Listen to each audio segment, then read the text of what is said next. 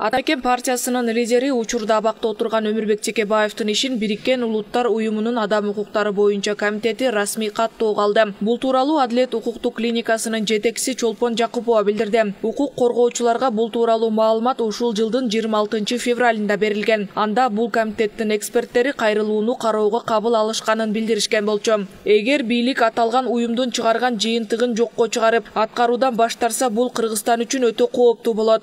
Оценка идет негативная, то, соответственно, это влияет на инвестиционную привлекательность, на донорские программы, потому что ни один нормальный донор не придет в страну, где судебная система работает по политическим заказам, где она не соблюдает те предписания закона, да, которые сама же и нарушает.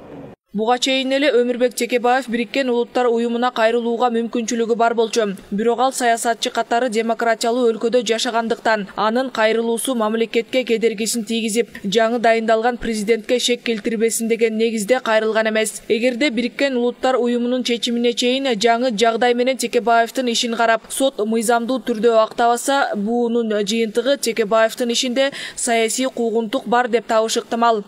Акыры жүрө туруп жылдардагы күндөрдө өтүп, акыйкаттык болбой, алыстык болбогондо мен оюмча Текебаев кайрылды.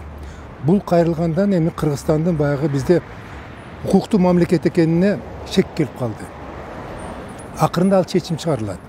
Чечим Текебаевди жактоо чечим чыгарууна көзүм 100% жетип турат. Ал чечимдин негизинде Кыргызстан карайт. Көзүн жууп карабай койсо деле болот. Анда оготөр абийбиз кетет.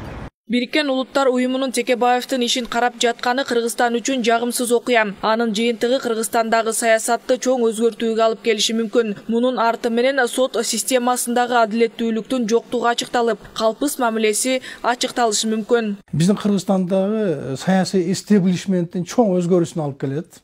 Эгерде ондун ошол өзүнүн тыянага чыга турган болсо, анын ичинде биздин укук коргоо органдарынын, анын ичинде сот, тергөө органдарынын иштеринин дагы бир калпыс болуп аткандыгын айгинелеген ушундай бир чоң бүтүн болот. Эми жакшылык кылып, жакшылык тилеп күтүп турушубуз керек да. Буга чейин Адилет укуктук клиникасы Атамекен партиясынын абактагы лидери Өмүрбек Текебаевдин ишин кайра кароо тууралуу өтүнүчүн жогорку сотко жиберген. Клиниканын жетекчиси Чолпон Жакупова билдиргендей, өтүнүч жаңы жагдайга кылмыш процессуалдык кодекстин ишке киргенине байланыштуу берилген. Эске сала кетсек, Атамекен партиясынын лидери жогорку кеңештин мурдагы төрагасы жана экс-депутат Өмүрбек Текебаев 2017 жылы орусиялык жаран Леонид Маевскийдин көрсөтмөсүнүн негизинде коррупция беренеси менен айыпталып, 8 жылга эркинен ажыратылган. Муну Текебаев саясий чечим деп баалаган.